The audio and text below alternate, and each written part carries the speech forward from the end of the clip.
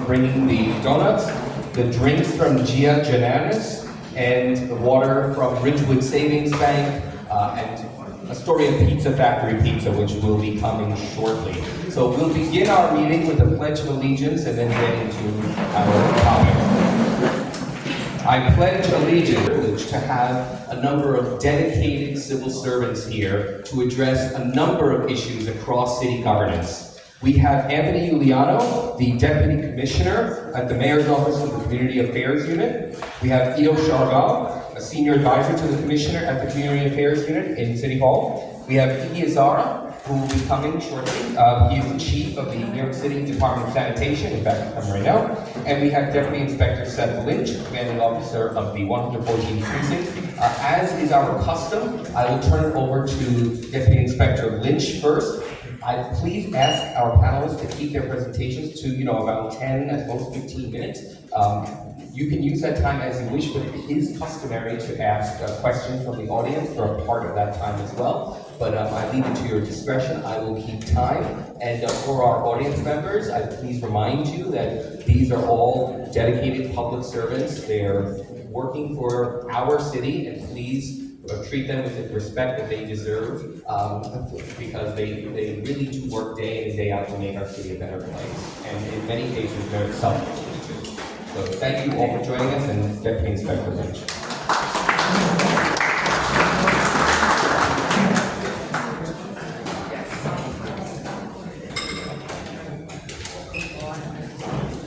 Hey, good evening, everybody. Deputy Inspector Seth Lynch. I attended Astoria Homeowners a few times prior to the summer. You do see some familiar faces here. It is good to see everybody back after the summer. Again, as is tradition, I'm going to run through some of the crime statistics. The crimes are slightly lower for this past 28-day period. But again, I know there are still some lingering concerns here in the neighborhood.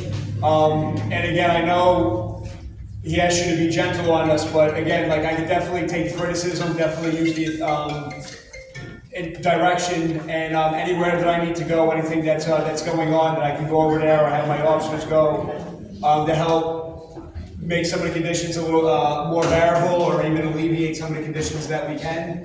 Definitely bring on all the complaints and all the concerns, and we're going to do our best to address these. So again, as is with this, as far as the statistics, the overall crime numbers are down 180 versus 207. For the crime of homicide, 0 as opposed to 1 for the previous year. For the crime of robbery, slightly down, 19 versus 21. However, we are seeing some issues that are a little bit concerning. We do have a cluster of complaints of delivery men getting robbed over in the vicinity of the public housing up here in the Astoria houses. Also a few complaints of domestic violence. Earlier in the summer and in the springtime, we were seeing, as was the rest of the borough, a string of robberies of individuals on mopeds coming up either by knife point, gunpoint, or just snatching the property off individuals on the streets. Again, I don't want to claim this is a victory because it's still something that we are very cognizant of, but we have been increasing our enforcement of mopeds. In particular, our motorcycle moped seizures. We've seized over 600 so far this year, and again, this is still something that we're not letting up on as far as our enforcement. Because again, not only are we seeing the robberies, the grand larceny complaints, but also the number of traffic complaints, pedestrian complaints involving these motorcycles. So we are very on top of the issue as we can. As far as felony assaults, we are showing a decrease, but again, I don't want to claim this as a victory. We're 39 complaints for this year as opposed to 47 last year. Again, even though we are down, we are seeing increases in assaults on my officers responding to complaints of either, and again, they can respond to a job of a shoplifting, and then, unfortunately, the officer goes to make an arrest, and the individual doesn't want to be arrested. They use force against their officers. And also overall complaints of domestic violence, felony assaults are also up during the period as well, 25 versus 19. So again, we do outreach. If there's anywhere that maybe we could be invited to, maybe a house of worship, a senior center, anywhere that we could reach any portion of the population that we might not be speaking to. Right now, we are doing a lot of work, 31st Street and Ditmars by the train stations, transportation hubs. Also with some of our migrant shelters on the west side. We are getting in here as far as doing outreach, but again, the 114th precinct, we cover a large geographical area. If there's anywhere that you feel that that it might be beneficial for us to come, speak and see what we can do as far as prevention or provide, guide people to services, counseling, so forth, we can definitely come out and make that happen. Complaints of burglary also are down, again, only slightly, 12 versus 15. We're seeing a few things with the burglary. It's a few complaints. However, there is a condition throughout all of Queens. We have a small group of individuals that go around in minivans. They'll go into commercial establishments, bodegas, nail salons, so forth. Break open the gate, remove the ATM machine, and then remove the contents, and then we'll find the ATMs in different areas of Queens. Some of them out by all the way out by the conduit by JFK Airport, but then also some by cemeteries. And also up in the northern area, the 114th precinct, not too far from here, where especially at night, like it's a little bit more isolated, where these ATMs are stashed. There's a citywide investigative unit working on this case. That it's still ongoing. There have been a few arrests, but unfortunately, we are still seeing some of these thefts of ATMs from locations that are closed. Also, tying into grand larcenies, where we do have an increase. 84 versus 74. Also, some of our complaints of burglary. We had two recently, and some of our condition with the grand larcenies is cars that are parked, particularly up in the northwest area of the 114th precinct, the area around Ditmars Boulevard. Again, west of 31st Street. We are seeing a cluster of car break-ins. Again, some of these, unfortunately, like we never blame victims of theft, but again, some of these are cars that were left unlocked overnight. The car owner will come back in the morning. The items, possibly money, credit card, removed from the center console. Also, too, sometimes we'll have like bags and so forth that are left in plain view outside. So again, a little, securing the property, again, if we remember, might save us a headache in the morning that we weren't looking forward to. Again, always telephone scams, individuals calling up, claiming, extortion scams, claiming an individual, calling family members, claiming to be somebody's grandson, niece, nephew, maybe arrested, maybe in need of urgent medical care. And you'd be surprised how many people actually respond to this and send large sums of money, electronically or via mail or so forth. And again, crimes of grand larceny from the auto are also down 25 versus 47. Again, we are still seeing trends, even though the numbers are down, of particular late model Hondas, Honda SUVs. Again, the old, tried and tested grand larceny, GLA prevention methods, such as maybe a steering wheel locking device, might just make it a little bit less convenient for an individual to come take the car. But again, I'll be here throughout the meeting. I do have officers with me. We do have more crime prevention information that we can help you with. And again, I know that we have plenty of concerns that are outside the scope of overall index crime. So if you have any questions, I'd be more than happy to take a few right now. Sir. I've been going around about the park, Kilo Park, So Dave, Sergeant Gomez. Okay, so I know, I've talked to, but let me tell you what the police officers do, because I've been there, I see everything around me, okay? When the police come to the park, they park their car there, they don't say anything to the hoodlums in there, and then they leave. They gotta get out of the park, they don't have to say anything. They gotta come at 10 o'clock, walk around, and then come back at 11 o'clock, because they come back. And let me tell you, Thursday night, you can ask every neighbor there, they were there from 8 o'clock to 1 o'clock in the morning, tearing up the streets. But that park, they are going in the bathroom.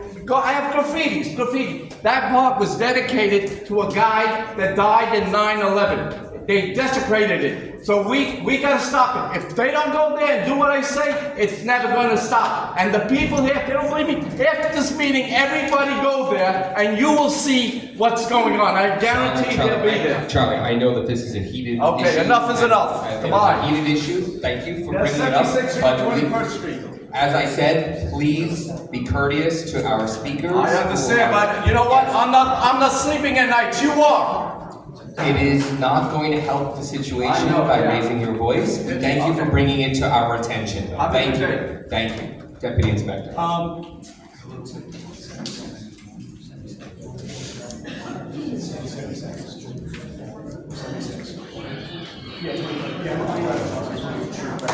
Hey, I just want to say thank you. You're very passionate, not only here, but you do visit the precinct, the 114th precinct, very often. Again, I know looking for me, myself personally, a lot of these complaints come to me. A lot of these complaints come to the Parks Department. And again, Carlos Lillo, EMT, that unfortunately succumbed to his tragically succumbed to his injuries on 9/11. We were out there.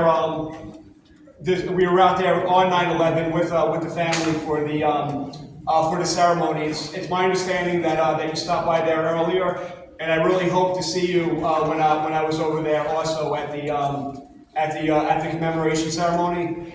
We do take this very seriously, and again, the officers are out there very frequently. And I'm just going to let my neighborhood policing sergeant, Sergeant Gomez, just get into some of what we are doing.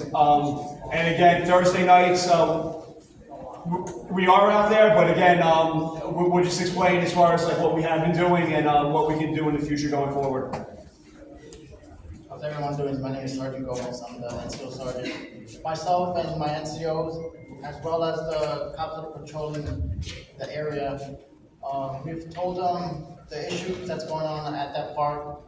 We told them to go over there, park their cars. If they see anyone in there, engage, speak to them.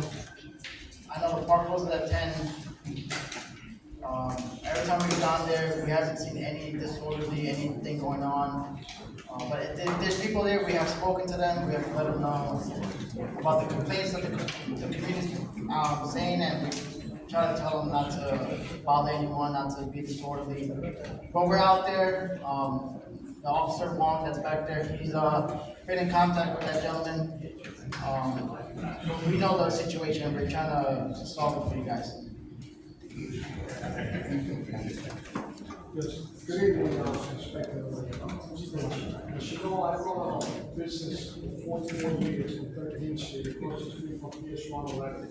And one of my concerns is the safety of the children. Okay, every single day, when school is being let out, you have these kids being picked up and they're riding, kids as young as 3 and 4 years old, one on the front with the handlebars, no helmet. Then the driver, then there's another minor child, several years, and then the wife is in the back, all over. I know you're doing a terrific job. I'm on the frequency, I've been listening to radio for 50 years. You're stopping schoolers, you're empowering them, you're doing a fantastic job. But as it relates to this child endangerment, you can explain. If your officers pull over and there's a child, a 3, 4, 5-year-old child in one of these scooters, whether it has the license plate or not, more often it's not registered, it's gasoline, it's not insured, they don't have a motorcycle driving license. But even if they do, what are we doing about the children? Because they're going to get killed or seriously maimed. What are the officers doing now? Because I would figure that they would bring the child to the precinct and have a responsible adult or family member pick it up, and if not, it goes to child protective custody until somebody picks up the child. That's my question to you, Inspector. Thank you.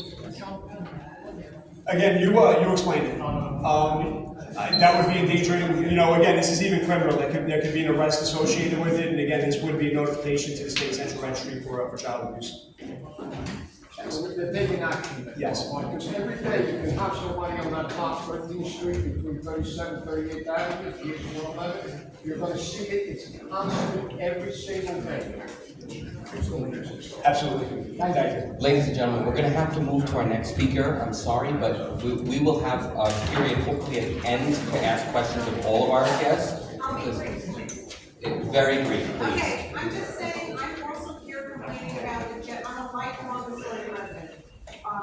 The generalized lawlessness that I'm seeing in and around Astoria Park lately is out of control. The barbecues, there are barbecues with flames shooting up into the trees. The police come out, they interact. The people shut the grill down temporarily. The police walk away. 5 minutes later, the flames are shooting again. I've seen the fire department come out, the same thing happening. After dark, or even during daylight hours, ATVs, motorcycles zooming through the sidewalks on the park with children on them and adults, going on the grass and the sidewalks. No police presence, nothing happening. It goes on for hours. Just on this past Sunday on 22nd Drive, I saw a group of teenagers, about 5 or 6 of them on 22nd Drive, broad daylight, 6 o'clock in the afternoon, jumping on tops of cars, stomping them, like going down the entire street. By the time I got to my phone to call the police, they vanished. What's the point? There's like a homeless woman was sleeping in the vestibule of my apartment building, actually refused to leave when I asked her to, went to call the police, she was gone. This is all within the last week. A friend of mine found a duffel bag in her garbage, next to her garbage cans, a block or two away from Astoria Park. There was drug paraphernalia in metal syringes, old school metal syringes, vials with liquid, duct tape, zip ties, box cutters, and this mystery package in the duffel bag. She called the police 4 times from 8:30 when she saw it until midnight. Finally, nobody came. Her last call, the person who answered the 911 said they had no prior record of her prior calls. The police came out, by then the duffel bag was gone, and she was told by the police that this was a good outcome because at least now the person to whom the duffel bag belonged came to collect your belongings. So, I mean, this kind of thing makes your head want to explode. I'm so sorry, but we do have to get to our other speakers in the interest of respecting their time. Thank you. Yeah. All right, as far as Astoria Park, a lot of my deployment for the summer was, we did have issues around the pool. We had the grand reopening at Astoria Pool. With that, it brought, again, the issues that you're discussing, I'm not minimizing them at all, but we did have issues with a lot of larcenies and thefts that were coming from Astoria Pool. So the officers that I had specifically deployed to Astoria Park, pretty much from about 9, 10 in the morning up until later in the evening, were dedicated. Their main priority was the pool because that's where we had the larger amount of people coming in after the reopening. I've also had over the summer cars. I've deployed overtime resources over there. I've also had cars go over there periodically throughout their tour. But that being said, everything that you stated, it is definitely going on, and I will follow up, especially with the complaints later on in the evening. I do have more of my officers working at night, and again, if there are barbecues that are going on after dark or the crowding. It's not after dark. It's Okay. broad daylight. Okay. Oh, so I'm sorry. Yeah, I misunderstood. And then even during the day, I can get the resources over there as well to to help calm some of these issues down. Thank you very much, Commanding Officer Lynch. Thank you.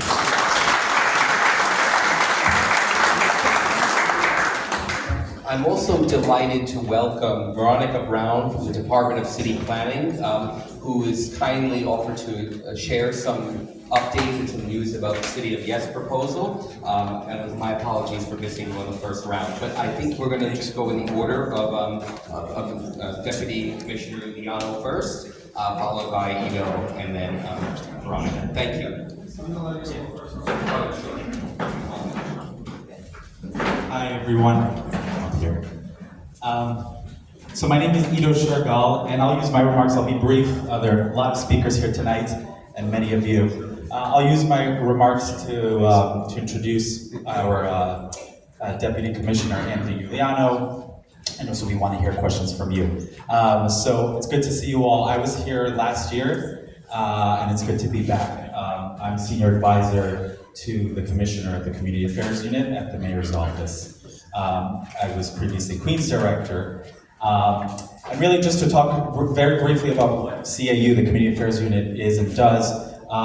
This is really the bread and butter of our work. It's to come out here and to hear and to be the eyes and ears of the Mayor's Office. And to get, to be in the communities and to hear what are the concerns. So we are the eyes and ears, we are the liaisons for the Mayor and the entire Mayor's Office to groups like this, civic associations, community boards, police precincts, the BIDs, business improvement districts, and any community, any CBO. So our job is to really facilitate a relationship between the two. So we're happy, we're thrilled to be here. Our job is to go around and to make sure we understand what the concerns are. We work, we put together town hall meetings. The goal is to get to every community in New York City with the entire, New York City, all the agencies together. This is an example, a small example of that, like what we're hearing tonight.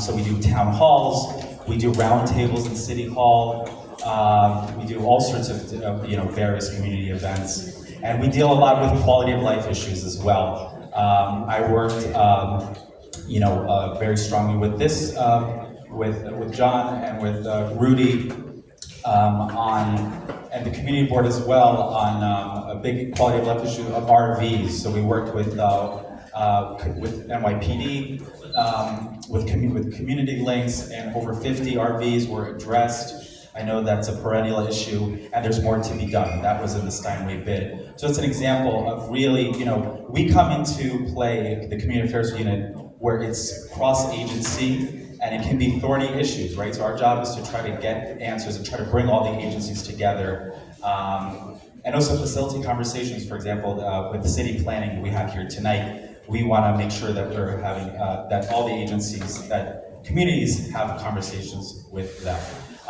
So that's about it. I'll introduce our Deputy Commissioner of Operations, who'll get maybe even a little bit more into quality of life issues.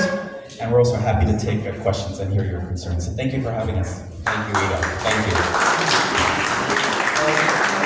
Good evening, everyone. Like I mentioned, my name is Anthony Giuliano, Deputy Commissioner of Operations for the Community Affairs Unit within the Mayor's Office. So our field of trying to work with the various stakeholders here throughout the city of New York is really to try to address any issues where you need to navigate the bureaucracy. I'm sure many times you may have to personally navigate the bureaucracy, an agency like DOT, Department of Buildings, HPD, not so much sanitation. I'm going to give sanitation, I'm going to say, is one of the pleasant agencies, and maybe I'm biased there, but it's one of the pleasant agencies to deal with. Very responsive, and obviously the NYPD, who are doing, really a phenomenal job, given the circumstances that we're seeing since we've come out of COVID, right? COVID's, it's gone. It's gone, but there's still some lingering after effects, right? We had a city workforce that's been depleted. We've lost some of the employees that have institutional knowledge. Unfortunately, they kind of put in their papers and retired, and that kind of leaves a deficit, and somebody's got to backfill that void, and that's part of the problem that we sometimes see in resolving issues. So our office really is the conduit to try to get to the agency and the community. When I say community, primarily it's more like the community board, but there's civic organizations, and that I want to dovetail to thank Rudy, Marie, Clinia, and John for the invite tonight. As a matter of fact, just to let you know, when we had to put together an Italian-American roundtable, that the mayor wanted to meet with different ethnic organizations throughout the city of New York. And we had an Italian-American roundtable on August 26th, and there was only 32 people that we had invited, that we thought were influential, affluent Italian-Americans that represent the city, and Mr. Sarkezi was the one that we thought should be at that event, and we appreciate that you were there. And then it kind of really said, hey, can we try to maybe address the organization? And we said, yeah, we'll come out there. Like Ito referenced, the RVs. The RVs are a problem throughout the 5 boroughs. It's not unique. Normally they try to go in IBZs, industrialized business zones, but you'll find them by the cemeteries. As a matter of fact, I was going through the Fresh Meadows section of Queens County today by St. Mary's Cemetery, up by the LIE, Utopia Parkway, and RVs were just lined up around St. Mary's Cemetery. If you go out to Woodlawn, you go to any cemetery, I guess they figure the people on the inside of the cemetery are not going to complain anytime soon. But it's the people that live on the perimeter of the cemetery that's going to do the complaining. So we see that kind of, problem, and we try to address it. One of the things that the mayor was able to do was create through the NYPD community links. And community links is a way for the NYPD to get the appropriate agencies to resolve to a chronic condition. And we know, for example, if there's any traffic, double parkers, triple parkers. I know I see it all around Steinway Street at times. To try to address that type of a problem. To see quality of life illegal vending, where the vendors take over, sidewalks throughout various parts of the city. We try to go after quality of life with noise complaints. Or sometimes what's been happening is, especially the box trucks, if you notice there's a lot of box trucks that are parking throughout the 5 boroughs. And that's really an effect from COVID, where many people have lost their jobs and they went into the trucking business. But the problem is you can't park a box truck in a residential area. It can't be on the street overnight. And so, but New York City is kind of tight for space. So they'll park wherever. I know one of the things we worked on was a piece of cake. Yeah, a piece of cake truck, right? Yeah. So we try to crack down. We're trying to come up with innovative ways to find locations where they can go and park. Now, just to let you know, some of those truckers, what they do is they live in Nassau County.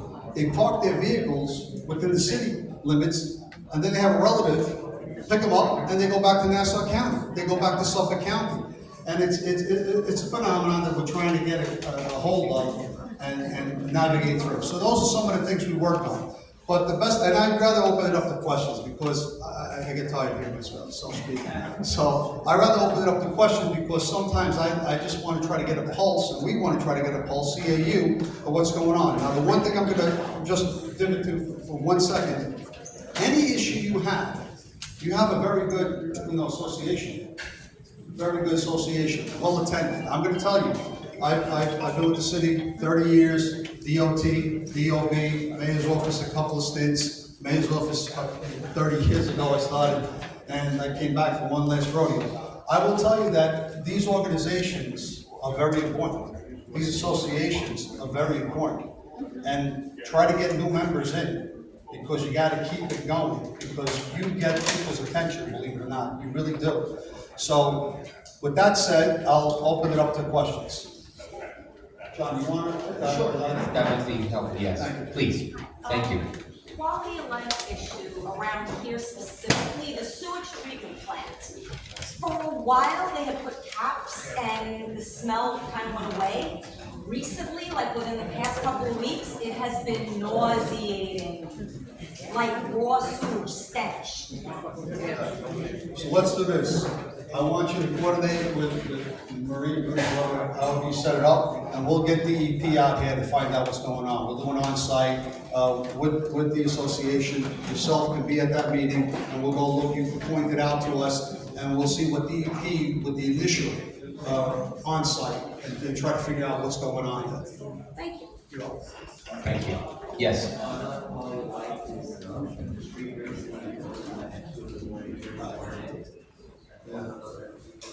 Yeah. When I was a young lad, I think everyone went down Laurel Hill Boulevard. Remember Laurel Hill? They used to race down Laurel Hill, Francis Lewis Boulevard, you know, you had your hot spot. Yeah, unfortunately, you know what, again, is there a particular avenue where this is occurring, a stretch of roadway? Okay, let's work through the organization, give us the locations, that's something maybe we'll work through with. We could do with NYPD, maybe we'll kick that up to Community Links. What'd you say? We'll kick it over to NYPD, but chances are we'll try to work,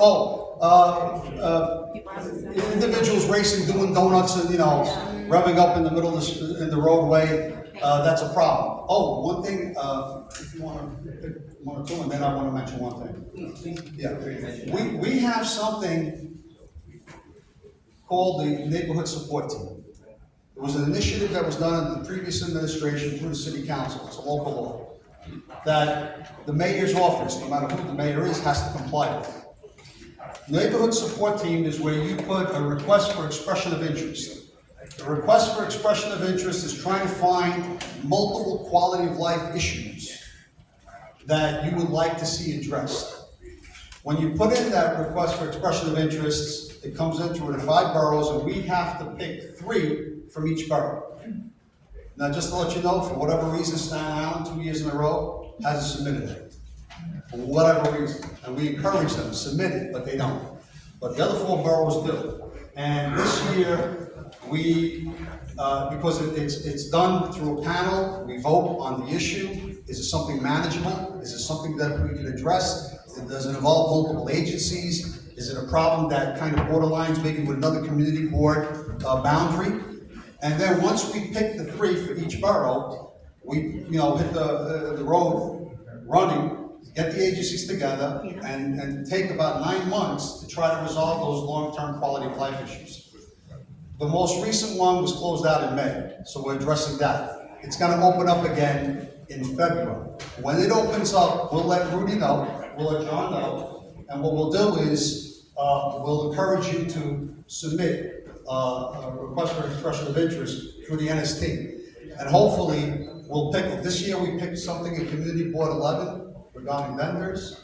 We picked something in Community Board 6 regarding the trucks that are parking overnight on the Grand Central Parking Service Road by Newtown High School, in that area, that's Forest Hills High School. They're gonna be open Corona days. And the other one was CB4. Oh, that, yeah, we just did the one for that one. That's where my mind is at. We just did, and by the way, one of the issues that came up that I heard tonight, similar to the parks issue.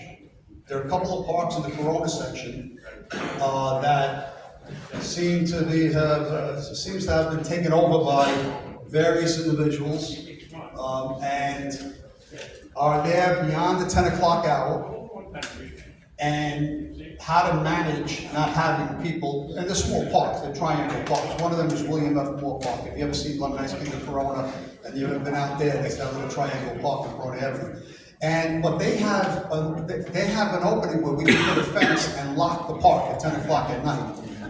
So we're gonna lock the park. So if we have the ability to lock the park, we get involved with Parks Department, NYPD, and they'll lock the park at 10 o'clock at night, as the law requires. Now, if you remember, years ago, Parks Department used to have a sign, open from dawn to dusk.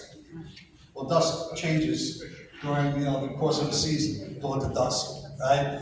And through the various seasons that we hit. And Sunday's we're gonna hit the first day of fall. But 10 o'clock is 10 o'clock. No misunderstanding it. You don't have to look where the sun is in the sky at that point. If it's coming down, 10 o'clock, it shuts down.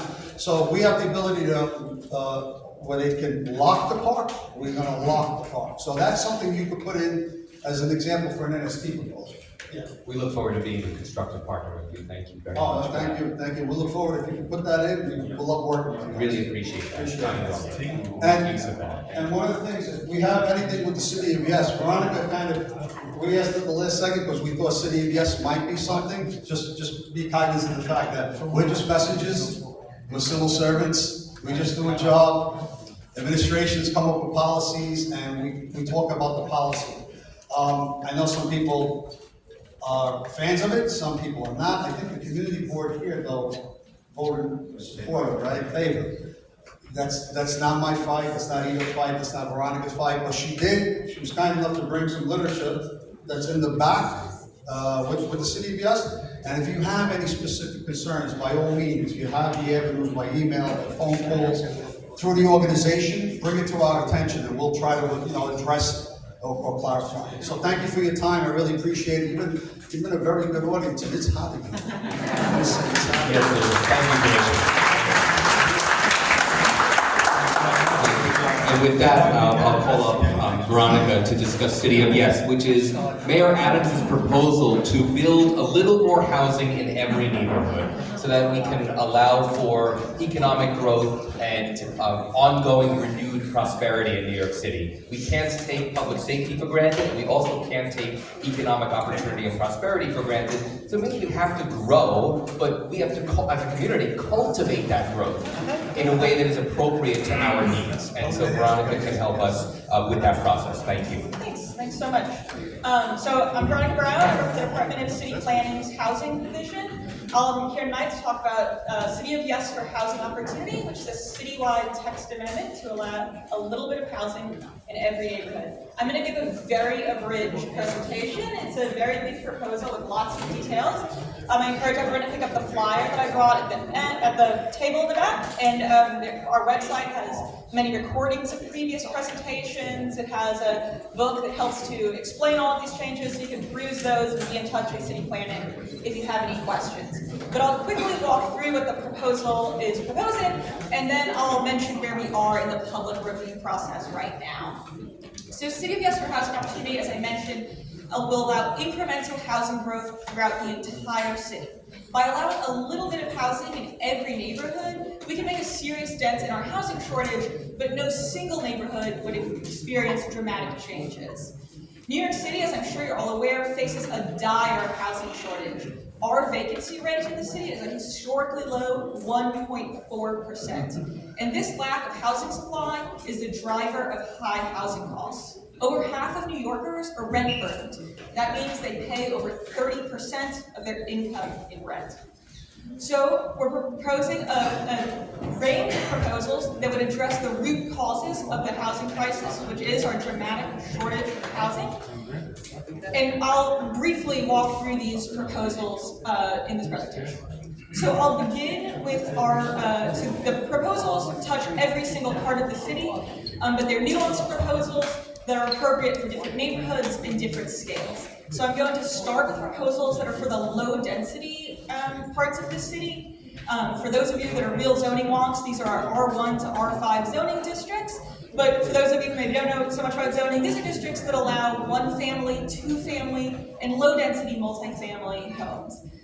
So these neighborhoods, although there are 18 zoning districts, 12 of which claim that you can build a 2-family home or a low density multifamily building in them, it's often impossible with our restrictive zoning to build anything other than a single-family home, despite the fact that these neighborhoods are characterized by many modest apartment buildings. So we have two proposals that would reintroduce modest apartment buildings into our low-density areas. 3 to 5 story buildings, nothing like in Civic Manhattan, but something that fits in with the existing context. So our first proposal is called Town Center Zoning. This is for our low-density commercial corridors. So actually the image that we use is sort of the paradigmatic example of this proposal is right around the corner on Ditmars Boulevard, where there's commercial storefronts and then a couple stories of housing on top. Those buildings were built prior to 1961. They're successful, attractive buildings. They, enliven the commercial corridor. They also provide housing options that are relatively affordable compared to, say, a large single-family home or a high-rise. But you can't build that building today. Our zoning is simply too restrictive. We have very low square footage that we allow. We have very low height limits. We require a lot of parking. And so although those buildings we think would be a great addition to our housing supply, you can't build them. So we're just simply tweaking the zoning to allow for mixed-use buildings with a commercial ground floor and 2 to 4 stories of housing on top, where that building is nominally already allowed today. Our other proposal for these low-density apartment buildings is called transit-oriented development. So what this proposal would do is that if you're in a low-density district and you're within half a mile of a subway or a rail station, It would allow a 3 to 5 story apartment building, depending on the existing height limit of the underlying zoning district. And it would allow that only when sites meet specific criteria. So first, as I mentioned, it would have to be within 0.5 miles of a subway or rail station. It would also have to be a large lot. It would have to be 5,000 square feet. Your average New York City lot is about 2,500 square feet. It would also have to be located on a wide street or on the corner of the block, the short dimension of the block. And if it meets all of those criteria, then you'd be able to build, as of right, a 3 to 5 story apartment building. This introduces new housing options that are relatively affordable to our low density districts where they're desperately needed. It also promotes a sustainable model of development by adding housing right near transit. A couple other low density proposals. We're proposing to allow small accessory dwelling units, or ADUs. These are small, size-limited apartments. They'd be size-limited at 800 square feet. They could be added to a single or two-family home if a homeowner chooses. These might exist, basement apartments, backyard conversions, an attic apartment. These would provide small housing options to single-person households or elderly people wanting to age in place. Young adults looking for their first place, they need a small apartment, can't afford, a large home in a low-density district, but perhaps they don't want to stray too far from home. So these provide important housing options, but they also help homeowners by helping middle-income homeowners generate some rental income. That's been a critical pathway to homeownership in our low-density districts, renting out a second unit, and we want to make that possible for a future generation of New York City's homeowners. The same rule changes that would enable those accessory dwelling units can also help you if you're a homeowner and perhaps you don't want to add an accessory dwelling unit, but you want to make another simple addition to your home. For example, today's homes that were built before 1961 are often not in line with today's zoning rules. And so this ends up causing a lot of problems for homeowners. Let's say you just want to renovate your kitchen or you want to borrow against your home. Because your home does not align with today's rules, that can cause serious issues. So we're just making some tweaks to the zoning to make the rules better match what's actually on the ground. This will have dual benefits. So it'll have the benefits that I mentioned for homeowners. It'll also have benefits for when you go to build a building in these districts. You would actually be able to build a two-family home in a two-family district and a low-density multifamily home in a low-density multifamily district, which, although it sounds like it should be allowed by the name of those districts, has been banned by a restrictive zoning. So that's the low-density section of this presentation. I'm going to move on to some proposals for our R6 to R10 zoning districts, our higher-density zoning districts that exist throughout the entire boroughs. And this district, as she mentioned, Community District 1, has all of these proposals do apply within it in different sections of the community district. So in the higher density district, our focus is on allowing more affordable housing. So every zoning district would be able, or every building in a medium high density zoning district would be able to build at least 20% more housing, so long as that housing is permanently affordable. And so permanently affordable under this proposal, which is known as the universal affordability preference, would be pegged to 60% area median income. Area median income is a very technical measure of an income level set by the federal government. But what 60% AMI looks like for a New Yorker, for a family of 3, it's about $80,000. And so those apartments would have to be permanently affordable at that income level. And we would also allow a new exciting tool called income averaging, in which you can include apartments at a range of incomes to average that 60% AMI affordability level. So this allows you to create some units that are even deeper affordability to help to reach the New Yorkers who most desperately need housing. This again is at least 20% more. That's an incremental housing, this incremental growth. It's only a few more units than these buildings would otherwise include, but when you're applying that at a citywide scale, that can be a tremendous amount of permanent New Yorkers who need it. Our final change I'm going to mention tonight, which applies citywide, is that we'll be making parking optional for new housing everywhere. Today's zoning requires you to provide parking whenever you add a new housing unit. And this rule applies across the entire city, regardless of whether or not it makes sense. We know there are many parts of Queens in which cars are a fact of daily life, but there are other parts of the city in which cars are not. but those developers in most parts of the city are required to provide parking in those areas, just the same. So what this proposal would do is allow for the builder to make their own decision about how much parking is appropriate for that site.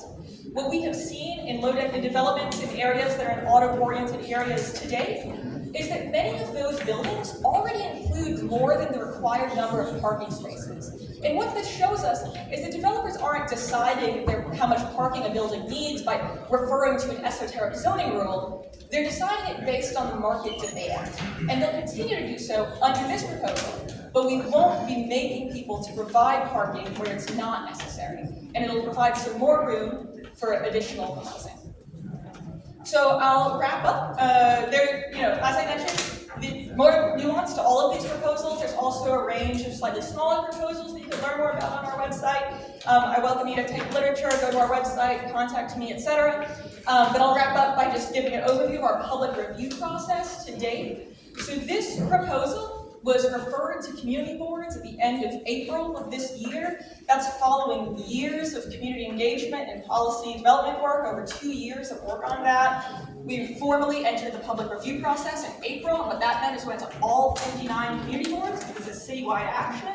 We went to over 176 community board meetings. We received recommendations from all of the community boards, which we're reviewing now.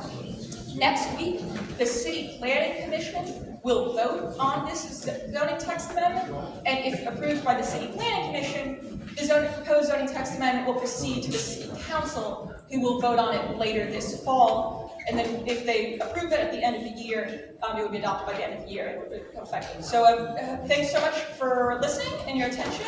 I welcome any questions. Thank you. Okay.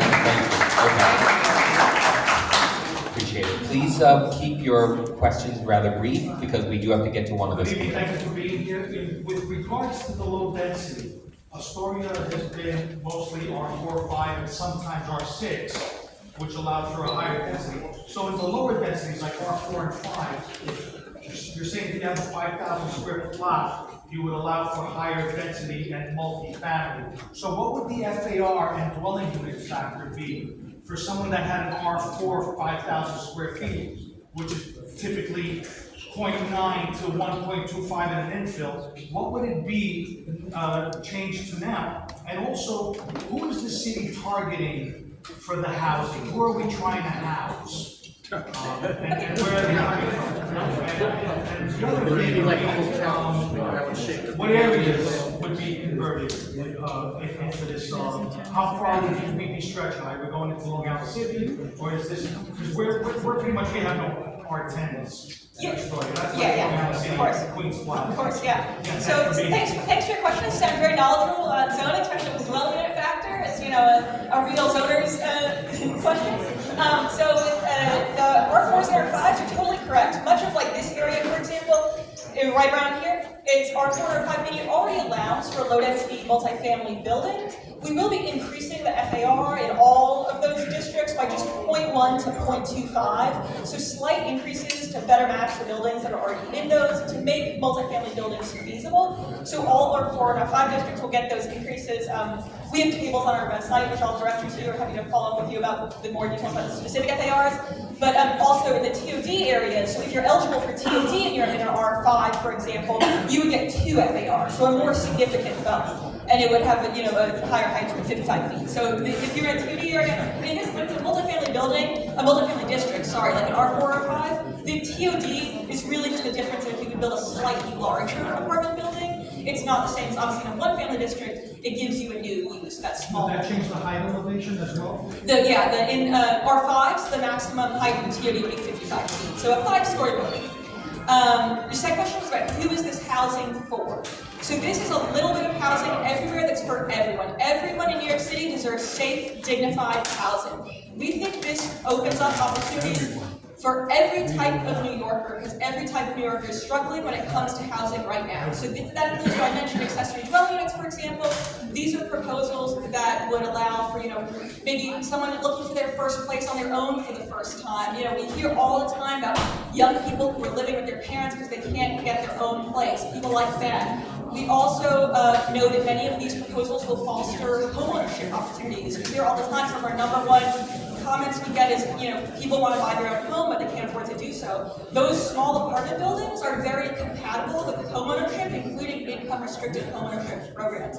So this is really about every single type of housing you can think of for every single type of person you can imagine. What was your last question? I'm so sorry. The last question, it kind of converts to what I'm saying now. They had initiated a program to help homeowners legalize their basements, which a lot of people are interested in because a lot of basements were illegally rented. Some of them could easily be converted to legal housing. But when I looked into the plan, it seems like the mayor's plan was, hey, we'll kind of let you know what you need to do, which, yeah, that doesn't help much. Do you still need a sprinkler system throughout the whole building? Yes. Can you just sprinkler the lower area that you're converting? And is there any kind of funding that can help these homeowners? Great question. Sorry, it's something that got cut from my presentation. This is much abridged version. But yes, so legalization. There's a legalization pilot program in 2019, which unveiled a lot of the issues that legalizing a basement apartment faces, but it didn't actually result in the legalization of many units.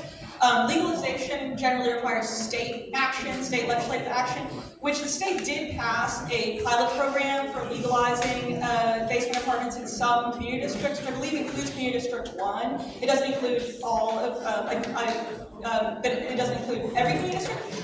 But anyway, but more broadly to your point, we have convened an interagency working group, which includes the Department of Buildings, the Department of Environmental Protection, Department of City Planning, every relevant stakeholder agency, to think about what are all the other rules outside of zoning that are necessary to make these apartments both feasible, that a homeowner could actually add them, but also safe for tenants. And so that includes, requirements like sprinklering, requirements like egress, requirements about flooding. All of those issues are issues that this working group is working through and making recommendations for. If those are outside of zoning, it'll require separate legislation that we look forward to advancing with the City Council. We're also doing some non-legislative things. For example, the mayor was excited to announce recently an initiative that will just create like sort of a one-stop shop for homeowners looking at adding accessory dwelling unit, including pre-approved plans. So you could, choose from those pre-approved plans to add an accessory dwelling unit to your home, easing some of that construction burden from everyday homeowners. So happy to follow up with more information on that. Thank you, Veronica. Well, I'm sorry, but in the interest of time, we do have to get to our last speaker, just to respect everyone's time. Thank you so much, and thank you for your questions. Our speakers are available for discussion afterwards. Thank you. Our last speaker is Chief Iggy Azara of the Department of Sanitation in Queens North. Thank you. Good evening, everybody. Always a pleasure to come back to Astoria. I have my roots here in Astoria as the district superintendent over on 21st Street about 14 or 15 years ago. Since then, I've been taking on more of a leadership as the borough chief. I am a 25-year veteran of the agency. I am well versed in this part of Queens as I've been serving 7 community boards, roughly 1.2 million constituents. But I want to personally thank everybody in this room tonight. Civic-minded people like you are very, very important to my job. If I don't hear what the real problems are from the people who live it every day, then I'm not being effective. So I want to thank everybody for that. I want to thank people on this dais because they volunteer their time. They don't get paid. They don't get paid. They do this on their own time. Rudy, Linnea, everybody on this board, very, very, very happy to serve with them. They take a vested interest in everybody's quality of life, not just their own. I'm here to talk about a few things. Snow, right? Snow. 4-letter word. It's worth mentioning, right? Even though it says September on the calendar, it says 85 degrees, summer won't last forever, okay? You may have seen my salt spreaders driving around and wondered to yourself, what the hell are they doing? What we are doing is we're getting everybody ready for snow, right? So we have coordinated routes. We want to make sure our employees familiarize themselves with the very routes that they will be driving those very salt spreaders during a snowstorm. It's who you want to see in the snow. I mentioned 1.2 million constituents. Those 1.2 million constituents are very unique, and they're unique for the reason that they are constantly making garbage, okay? 24/7, they're making garbage. Thank God they are not a victim of a crime every minute of every day, and the fire department doesn't have to visit their premises every day, but we do. They are making garbage as we speak. The people in this room are making garbage. And for that, I have to go out and clean up after them. In recent days, we've taken on a new policy in rat reduction, right? Rats, the four-legged creatures that run around in the night that eat your very garbage.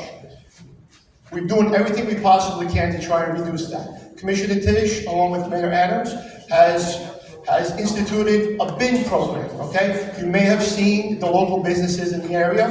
About a year and a half ago, they were required to put all their garbage in a bin. No more will you see on Steinway Street or on Ditmarsh Boulevard the very restaurant garbage bags that were very unsightly. The rats used to eat them every night. Every morning, the business owners had to come back, clean up after them. Now, everybody has a nice bin. When those bins came out, everybody was like, oh, what are we gonna do? How are we gonna do this? Guess what? It's being done. Shortly thereafter, we asked all the businesses to do that, roughly about 6 months ago. And that was met with, oh my God, what are we gonna do? How are we gonna do this? How are we gonna put our garbage out? How are we gonna store our bins? Sounds like a big challenge. And again, New Yorkers persevered, and that was a success. Okay, took a little thought, a little planning, and then after a while, everybody got used to it.